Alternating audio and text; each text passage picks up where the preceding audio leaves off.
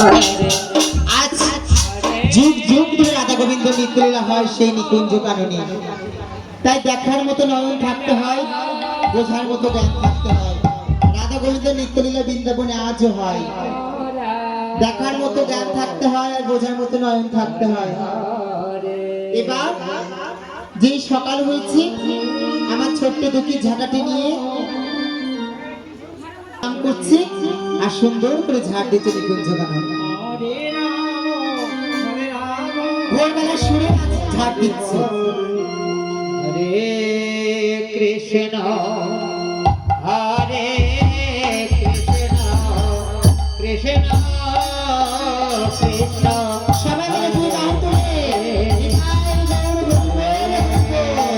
রাম হরে রাম রাম রাম হরে হরে হরে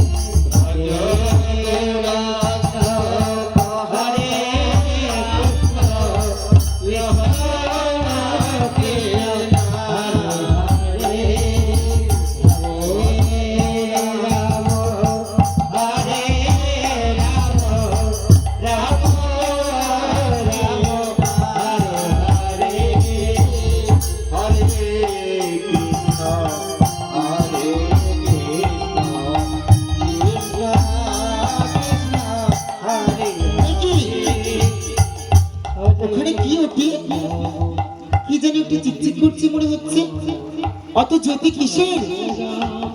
না না আমি দেখি তো ওখানে কি ওটি।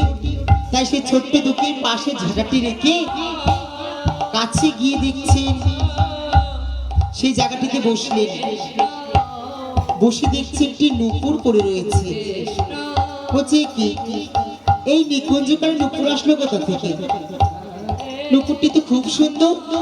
এই নুপুরের এত জ্যোতি, এই নিকুঞ্জ কানন যেন আলোয় আলোকিত হয়ে গেছে। যা নুপুরটি যার হয় হবে, আমি আমার কাছে রেখে দিই।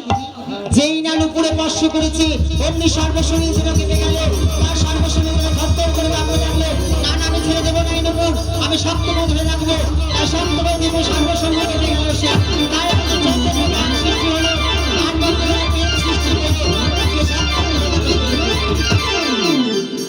বলছে কি এই নুপুরটি ধরার পর আমার শরীরে এরকম কাঁপুনি দিয়ে উঠলো কেন?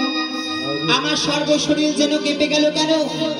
ও আমি গুরুদেবের মুখে শুনেছি কোন পরম ভক্তের জিনিস যদি স্পর্শ করা যায়, সেই পরম ভক্তের সেই জিনিস থেকে নাকি মনে প্রেম ভক্তি উদয় হয়।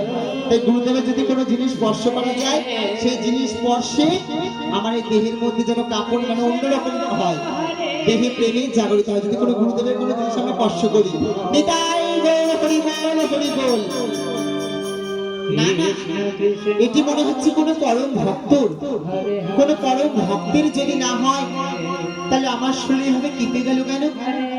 যা যার হয় হবে, সে যদি ন্যায্য প্রমাণ দিয়ে নুপুরটি নিয়ে যায় আমি দেব, আর না হলে আমি গুরুদেবের কাছে দিয়ে দেব।